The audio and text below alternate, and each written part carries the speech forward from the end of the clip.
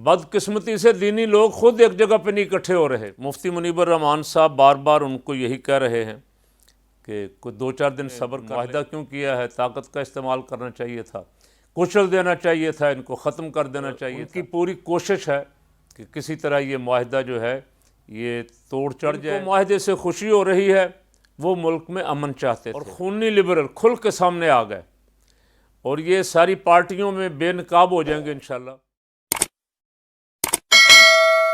اعوذ باللہ من الشیطان الرجیم، بسم اللہ الرحمن الرحیم۔ ان اللہ وملائکتہ یصلون علی النبی یا ایہا الذین آمنوا صلوا علیہ وسلموا تسلیما۔ اللہم صلی علی سیدنا مولانا محمد وعلی آل سیدنا مولانا محمد واصحاب سیدنا مولانا محمد وبارک وسلم وصلی علیہ۔ تحریک لبیک پاکستان اور حکومت کے معاہدے کے بعد ایک نیا پروپیگنڈا، نیا ہنگامہ شروع ہو گیا۔ ٹی ایل پی اور لبیک کے درمیان اتحاد کی خبریں بھی شروع ہو گئی۔ دہشت اپنے سیکولر طبقہ، خواہ وہ کابینہ میں ہے یا میڈیا میں، وہ چیخیں مار رہا ہے۔ ان کو کسی صورت بھی یہ امن و امان، خون خرابے سے بچنا اچھا نہیں لگا۔ ان کی لگتا ہے جیسے دلی خواہش تھی کہ کوئی ہنگامہ آرائی ہوتی، کچھ لاشیں گرتی، حکومت ختم ہو جاتی، فوج قبضہ کر لیتی، اور اس حکومت کے ذمے 200-400-500 آدمیوں کا خون لگتا کہ انہوں نے اتنے لوگوں کا خون کیا ہے، تاریخ میں نام لکھا جاتا۔ اور وہ لبرل جو ہیں وہ چاہتے یہی تھے کہ ان کے آقا مولا جو لندن میں بیٹھے ہوئے ہیں وہ خوش ہو جائیں گے، اس حکومت پہ بہت بڑا الزام آئے گا اور یہ پھر کبھی اٹھ نہیں سکے گی۔ چودھری اعجاز صاحب اپنے پی ٹی آئی پنجاب کے صدر اور آج کل سینیٹر ہیں، اور ظاہر ہے ایک دینی جماعت کے کارکن رہے ساری زندگی۔ ان کی سوچ بھی ہماری طرح دینی ہے، اور وہ ان کا بیان کل میڈیا کا موضوع بنا رہا۔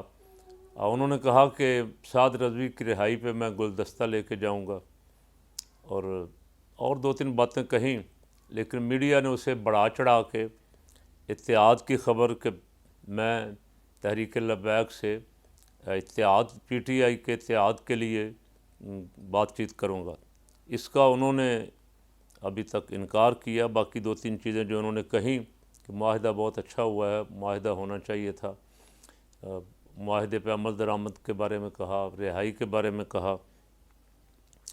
اب یہ باتیں ویسے تو اگر ان کی بات پہ تھوڑا سا غور فرما لیں، ایک بات انہوں نے درست کی کہ ٹی ایل پی بھی ناموس رسالت کی بات کرتی ہے، خان صاحب بھی جس دن سے آئے ہیں، خان صاحب بھی ناموس رسالت کے لیے آواز اٹھا رہے، لیکن بدقسمتی سے ان دونوں کے درمیان کوئی جو قوتیں تھیں انہوں نے فاصلے اتنے پیدا کر دیے کہ ایسے لگا کہ یہ دونوں، ایک مشرق میں کھڑا ہے، دوسرا مغرب میں کھڑا ہے۔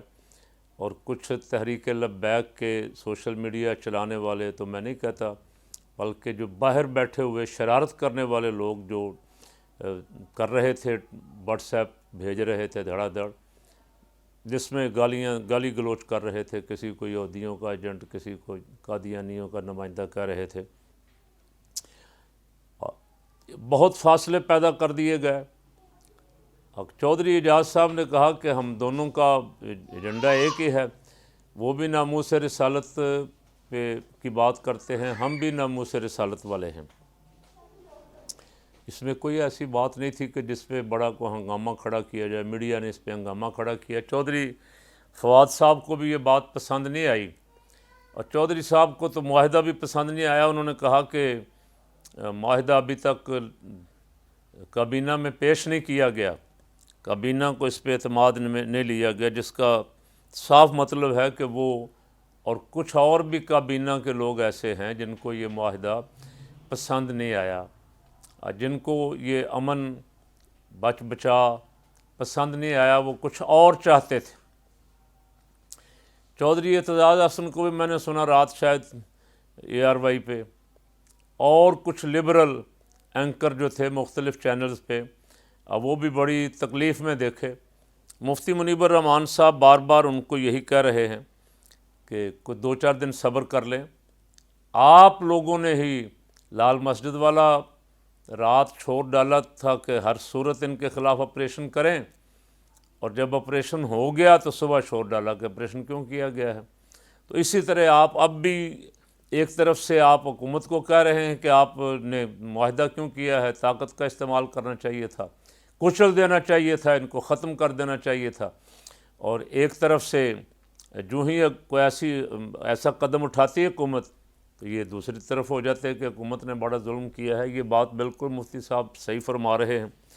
مفتی صاحب بھی آج کل میڈیا کا موضوع ہیں، اور مختلف اینکر ان کو لائیو لے کے اپنے اپنے مطلب کی بات کہلوانا اور کروانا چاہ رہے ہیں، لیکن الحمدللہ وہ بہت جہاں دیدہ آدمی ہیں، بہت سوچ سمجھ کے بات کر رہے ہیں، اور ان کی پوری کوشش ہے کہ کسی طرح یہ معاہدہ جو ہے یہ توڑ چڑھ جائے اور معاملات جو ہیں سارے خوش اسلوبی کے ساتھ طے ہو جائیں۔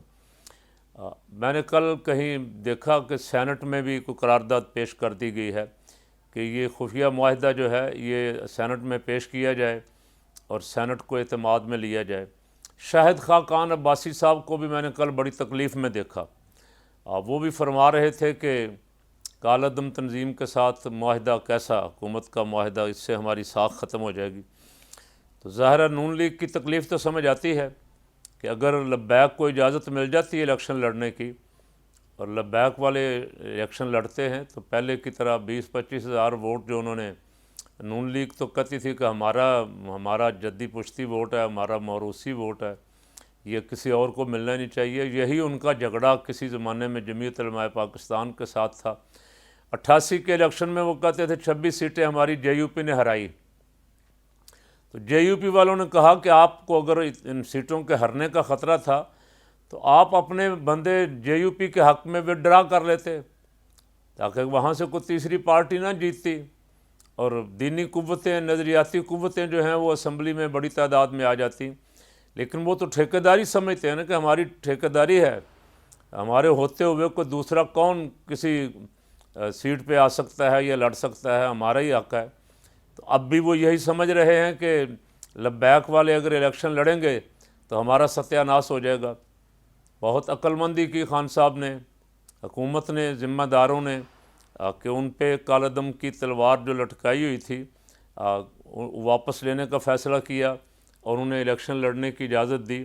ظاہر ہے الیکشن میں سب کا حق ہے کہ وہ اپنا زور لگائیں، اپنے نظریات، اپنا منشور عوام تک پہنچائیں، اور اگر عوام اسے پسند کریں تو جس کو عوام چاہیں وہ لے آئیں۔ لیکن بدقسمتی سے یہاں الیکشن تھوڑا ہی ہو رہا ہے، اس پہ انشاءاللہ پھر صحیح۔ لیکن میں عرض کر رہا تھا کہ اب آپ تکلیف دیکھ کے کس کس کو اس معاہدے کی تکلیف ہو رہی ہے اس سے سمجھ جائیں کہ یہ ملک میں خون خرابہ چاہتے تھے، اور جن کو معاہدے سے خوشی ہو رہی ہے وہ ملک میں امن چاہتے تھے۔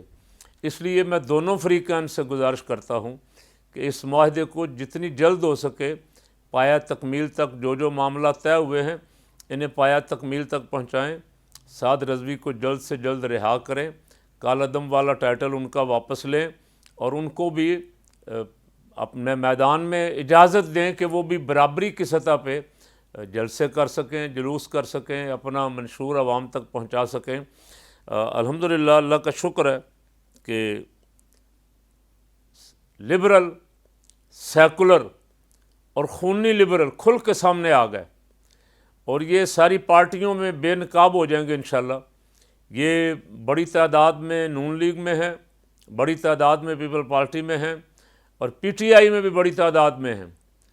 تو تقسیم تو ہو گئی۔